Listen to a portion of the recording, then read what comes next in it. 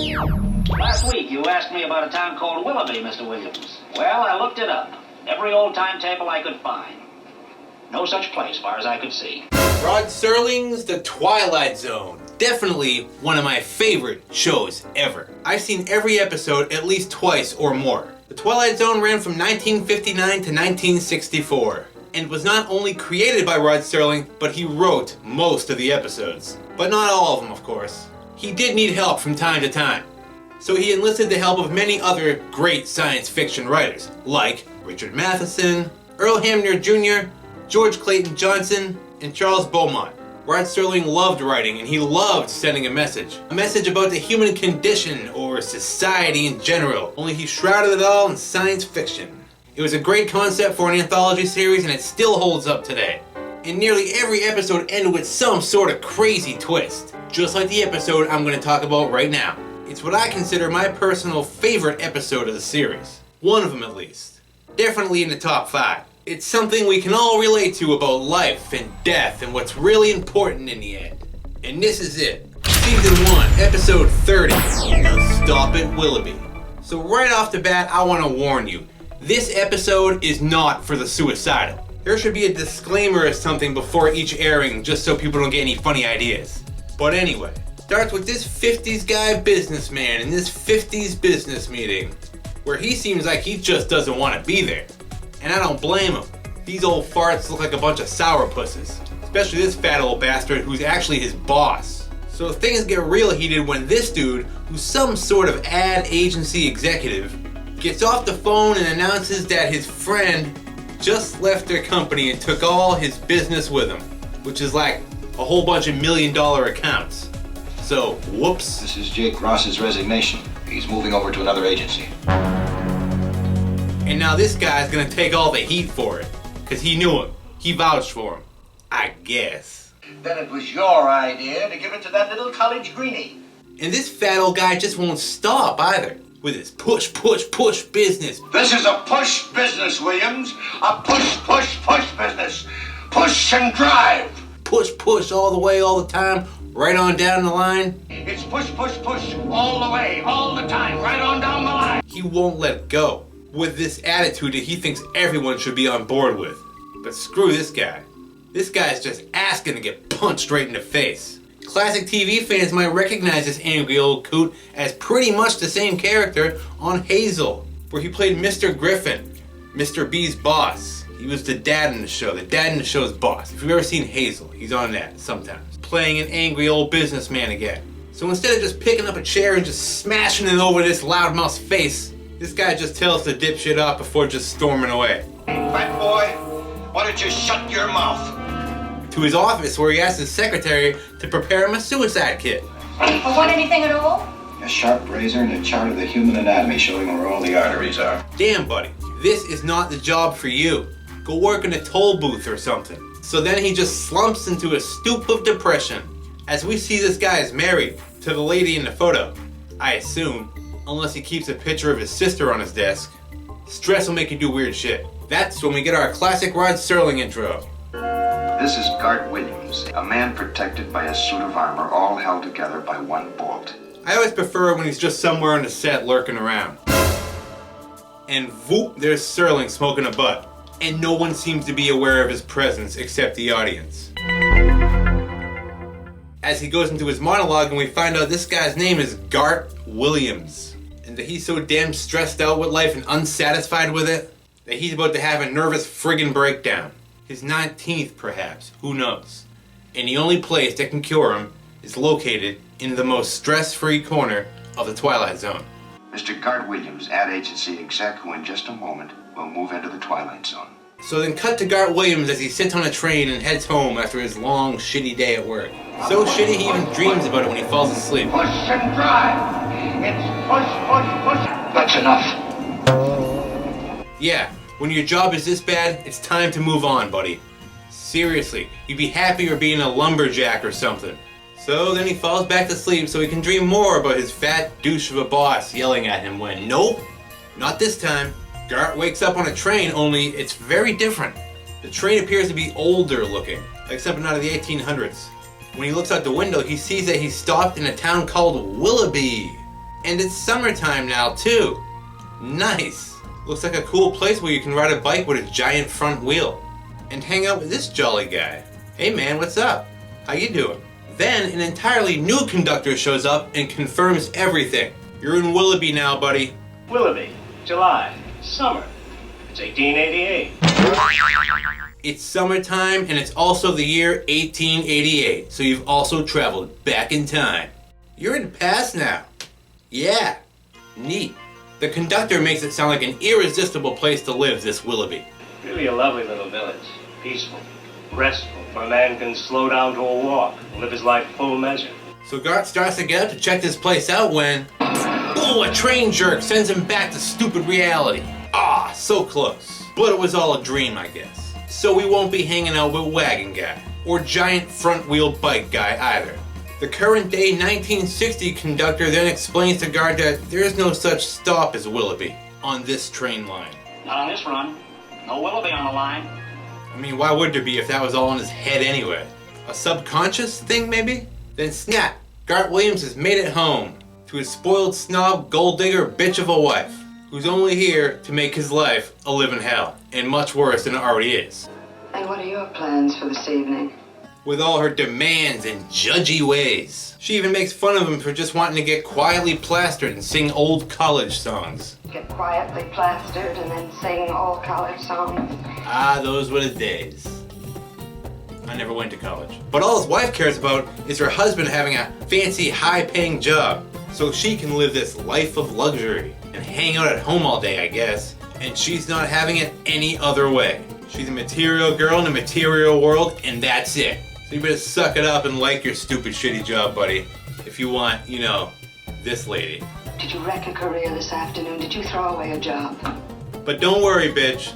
Garth didn't actually get fired for his little outburst at work today, believe it or not. Oh no, Fatty McOldfat gave him a second chance in fear that he might take some important business with him. Like the other guy did. So it wasn't because he wanted to be nice or anything. It was a businessman move. Just good business to secure his $1 million accounts. The somewhat obese, gracious gentleman will allow me to continue in his employ because he's such a human-type fella. So he's still a douche. Yet this snob has no compassion or understanding for her husband's feelings at all about his desire to live a simpler life, away from this hustle and bustle of 50s businessman life, in a job he hates with a passion. A lot of people can really relate here, I'm sure. A job, any job at all where I could be myself. He hates this rich, uppity lifestyle. He only goes along with it for his wife's sake. Willoughby is where it's at. A place where a guy or gal can slow down to a walk and live life at full measure. Where a man can live his life full measure. That's what he said. That's what that conductor said. Where a man can slow down to a walk and live his life full measure. See what I mean? That's great writing, Red Sterling. May God rest your soul. Even after telling his wife about his Willoughby dream, A place called Willoughby. A little town I manufactured in a dream. she's even more disgusted at her loser husband and his idea of a simple life out of the city and out in the country, in the past, and really lets him have it. To get married to a man whose big dream in life is to be Huckleberry Finn. Dishwasher. That's what you need, buddy. Just go be a dishwasher. They'll let you be whoever the hell you want, as long as you show up and dishwash. Simple as that. Mostly. But way to work out your issues. Why are these two even married anyway? They're such opposites. Not even a marriage council could save this shit. So then we're back on the train again. And of course, Gart takes a nap, probably hoping to escape to Willoughby again. When boom, it worked, just like that. Willoughby, the stop is Willoughby. He's back in the old-timey train from 1888 at the Willoughby station again. Big wheel bike guy's still riding about, but wagon guy must be out to lunch or something, because I can't see him anywhere. Garth gets up and starts to make his way out to train. When the train starts to move, Garth yells to that old fart conductor, hoping to get him to stop the train. Conductor! But he's probably hard of hearing or something in his old age, because he's not responding. This guy, who according to IMDb was 45 years old here. Can you believe that shit? Are you kidding me? That can't be right. That's gotta be a mistake. You're telling me I'm a year younger than this guy was here? Shit, what happened to him to make him look so old? He looks 100.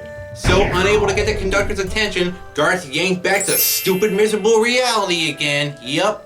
You alright, Mr. Williams? With that 1960s conductor guy, just so he can go back to work for that stupid loudmouth asshole in a stress-filled environment. Next time I'm going to get off. I'm going to get off at Willoughby. Mr. Misro, sir. I'll let you know when I know Well, something. he has to talk on Mr. 2 Williams. phones to 2 different assholes at once. Very Shut the hell up, lady. Can't you see him holding 2 phones at once? Again, just quit before you lose your mind. Join the circus. Do anything. Get the hell out of there. Run away with the circus. Now's your chance. But this is just too much, so he just bails into the bathroom to have a nervous breakdown and starts seeing visions of that stupid fat old yell factory of a boss. Right there in the mirror, which he smashes violently with his bare fist. Ow. No blood either. Didn't hurt himself. Good for you. So that's pretty much it for him at this point. He's done with this shit. And I don't blame him. This place sucks. He's had his 19th nervous breakdown. Hell, he's probably had his 30th 19th nervous breakdown at this point. He's through with this reality and its stupid demands. So he calls a priest. Nah, just kidding. Much worse. He calls that unsympathetic bitch of a wife to console him. Which she obviously does not, as he tells her he can't take one more second of this dumb friggin' place. And is coming home and to please wait for him. So he can cry in her arms and she can show him love and compassion and understanding in his time of need. Will you help me, please? Will you please help me? But as we all know, by the time he gets home, that bitch is gonna be long gone. Either that or the locks will be changed. Why the hell he called her first with these expectations that she would understand his pain and problems is beyond me. But hey, this guy's losing. He don't make rational decisions in that state of mind. So his wife just hangs up on him as we would have expected. Janie. What a bitch. She needs to go find one of them dudes from Mad Men, that show. And he needs to take a stress-free job, like holding a slow sign for construction workers. So then swish, we're back on the train where a post-nervous breakdown Gart is headed back home and falls back asleep once again with hopes to rediscover Willoughby. And it's as simple as that. He wakes up in Willoughby again. Willoughby. Stoppage Willoughby. All smiles and makes damn sure to get off the train this time, leaving his now useless 50s businessman briefcase behind. The local kids all even know him by name too. Hi, Mr. Williams. Hi, boys. This place is great. Heck, everyone seems to already know him by name. Hi, Mr. Williams. Welcome. Thank you. Thank you. I'm glad to be here. This place is heaven. And I'm not kidding. Because when we fade back to stupid reality, we see that the train has come to a stop. As the conductor explains, as they stand around a now dead Garth Williams, lying in the snow, that he simply got up and just stepped off a moving train, yelling something about Willoughby, and of course, falling to his death. His body is then loaded into the back of a hearse en route to the local funeral home, which in the final scene we see is called Willoughby and Son Funeral Home. Bum bum bum, oh my gosh! An extra twist as Rod Serling jumps in with his closing narration. Garth Williams found a way to escape into what he saw as heaven. It required him to step off a train to his death, only he didn't seem to be aware that he had even done that. Because he's at peace now, in Willoughby, a heaven of his own creation. And isn't that where we all want to go in the end? I sure know I would. And that's the end. That was a Stop at Willoughby, a personal favorite of mine. Which leads me into my final thoughts on this very well done episode. Thank you, Mr. Rod Serling, even though you've been dead since like 1975. Rod Serling was so good at this though. He loved it. He was addicted to writing and creating these types of stories. Even when he wrote the screenplay for The Planet of the Apes, he just couldn't help but give it that Rod Serling twist that wasn't in the original novel it was based on. That being where Charlton Heston discovers that he's been on Earth all along, when he discovers the remains of the Statue of Liberty at the end of the movie. Wow. An awesome, memorable ending that no one ever forgot. So yeah, Rod Serling was an excellent writer for film and television. I can always appreciate his work because he always puts his all into it, and keeps it interesting and even relatable to real life somehow. There's always some kind of message in there. And I love the message of this episode, of being able to escape to a stress-free heaven of your own creation, with contentment and peace of mind. Just life and love All good things, but with no end. And that sounds wonderful. So I guess the message of this episode is, if your life sucks, it's okay to kill yourself, as long as you've dreamt up a place to escape to after you die. How lovely. That's why I said there should be a disclaimer for the suicidal for this episode, right at the bottom. Now, an interesting fact about the town set used for the town of Willoughby, it was used at the beginning of the movie The Man Who Shot Liberty Valance, when Jimmy Stewart arrives in town. And so this guy here, who played Garrett Williams, is actor James Daly. Oddly enough, he was in the movie Planet of the Apes. He's also the father of actress Tyne Daly and actor Tim Daly, a character actor who mostly appeared in TV shows in the 60s and 70s, and then died in 1978, sadly. Then I wanted to mention this guy, another character actor from the same time named Jason Wingreen, who played the 1960s train conductor. He has many IMDb credits over many decades. But one fact I found interesting about him was that in The Empire Strikes Back, he was the original voiceover actor who did the voice of Boba Fett. That was until Boba Fett was established as this guy, and every other Empire Strikes Back copy that came out after that was dubbed over in his voice. So, bye Jason Wingreen. Thanks for your help in the beginning, but we don't need you anymore. But that will never change the fact that he was the original voice of Boba Fett. And this boy here, the shorter one going fishing in Willoughby, played Timmy in 111 episodes of Dennis the Menace. He had a real small part in this. I don't even think he barely had a speaking line. Well, that's it for now, folks. I hope you've enjoyed this look at one of the best episodes of Rod Serling's masterpiece, The Twilight Zone, A Stop at Willoughby. So until next time, adios for now, and I'll see you at the theater.